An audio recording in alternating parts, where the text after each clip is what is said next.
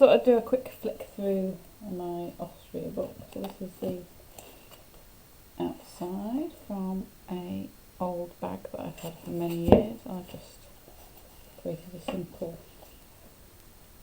cover for it that I've patched, and I've mainly just gessoed pretty much 90% of the pages and then added watercolour, and occasionally I've put a little bit of detail in. So we've got some bits, stickers going over the edge, stickers that I've sewn, place where we're going, so I've added a sticker in from there. Some basic bits, so bits of old paper that I've put over the page, and then just some watercolour marks. Bag that I've opened up, paper bag that I've opened up and put across the sides. I really like things that are going from one page to the other, so like this.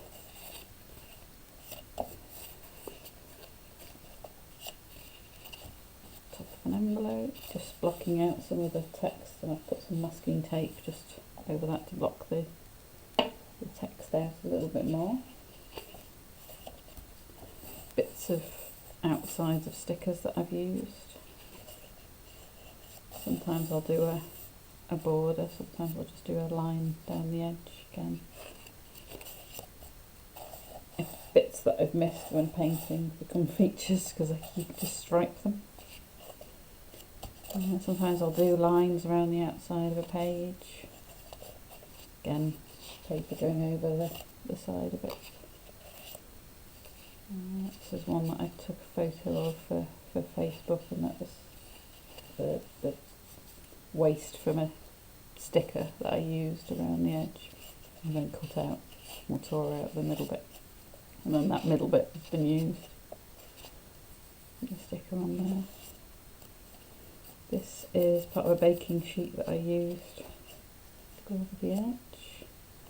Quite often I'll find in magazines and things, or scrapbooking paper elements that I think might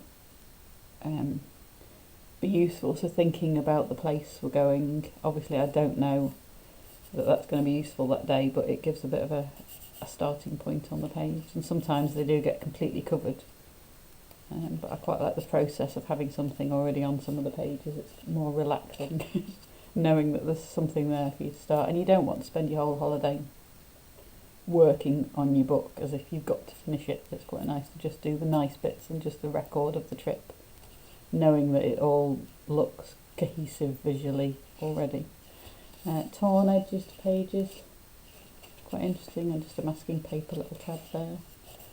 Some things, I'm obsessed with mushrooms, some recipes I've kind of kept blank, some I've not. I quite like the effect sometimes of the way the watercolour presses, so I've done green and a bit of blue line down, and then when you press the pages together when they're drying, it'll create this kind of mottled effect, which is quite nice.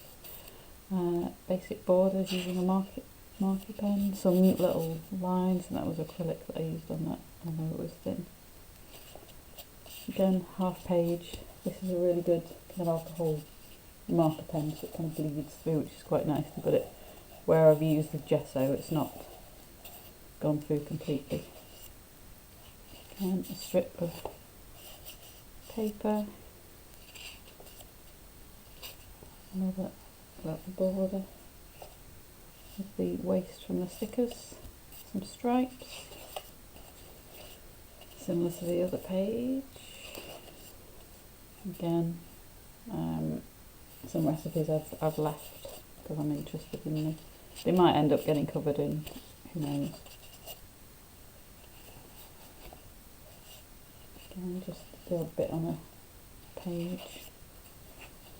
I decided that for a week I probably had too many pages, so I have cut some of them down, and the stripes are quite nice. This is the one that I filmed, because you can write in between the lines then as well, just little things that you think about. Stamps are the same, you can use postage stamps. Just check that they're not valuable before you stick them on. starting to add a bit of acrylic. I will add a bit more acrylic to make a bit of a difference. I'm going through an envelope that I've put across the page, and this is just some tissue paper that's got spots on it that I quite like.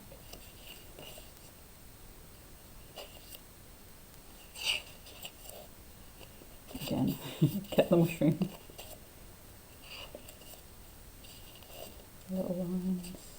Sometimes when you're drying things, I will do gesso and I'll leave it to dry. I'll quite often put plastic in between to allow it to me to carry on, and I can keep moving the plastic as I'm going through the book. I think it was about 3 days it took me to gesso all of this, and then I'll do the watercolours, and I don't wait for the watercolours to dry. I'll put colours on the page and then keep going, and you just need to, every now and again, every half an hour or so before it completely dries, just go through and make sure the pages are quite flat. But I quite like when you get the kind of the lines and the kind of imperfections in it, and this was kind of a line that was created, and I've just used that as a stripe. I quite like when it bleeds, so as I've done the border there and pressed it, it's bled through. So all of these colours, most of them, I will either do a single colour, or I'll do, an example of that.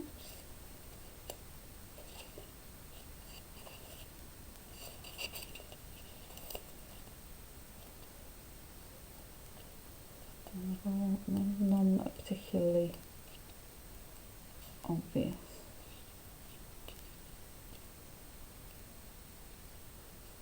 No, they all blend in harmoniously, but quite often I will do a different colour. So I'll do kind of one colour, so green in the middle, and then kind of a blue around the outside, and that kind of blends in. But they do blend quite nicely.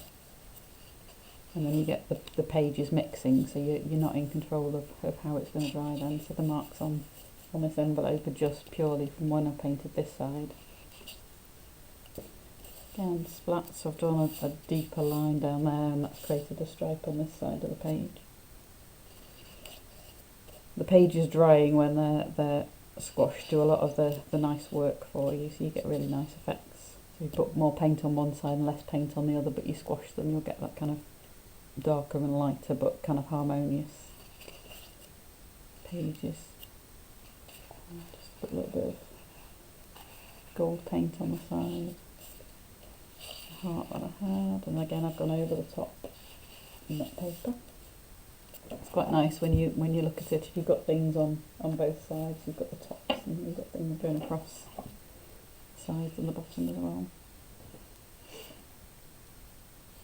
So this is where I've used gesso as a definite pattern, so I've done a big brush stroke at the bottom and then little brush strokes at this side, and that comes through. So where you put the gesso on the page, the paint doesn't take as well, it's paler. The marker's quite nice the way it bleeds through the page. It doesn't do so as much when you've got over gesso, but if you've got just the paper it bleeds so nicely. Again with a little page. I've tried to do some pages plain and some a bit more interesting, because you never know what you're going to be putting on a page, and sometimes you might want to just do a painting of the scenery or something, so you do want like these little areas that you can paint on. And I will have plain paper as well that I can work on and then stick in. Again, impressions of this side onto this side, which is quite nice.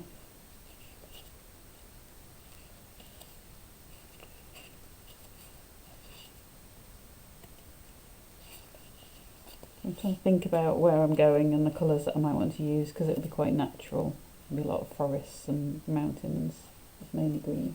Again, the difference between the first layer of gesso and the watercolour is quite obvious on that page. And these might be quite interesting little vignettes, so I could do little drawings or paintings in those of the landscape. Layers, so the gesso is the striped layer, and then I've got watercolour over, and then I've got marker on the edge.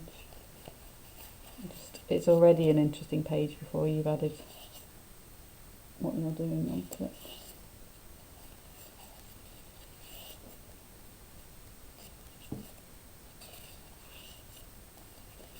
Got tabs with extra paper that's come off.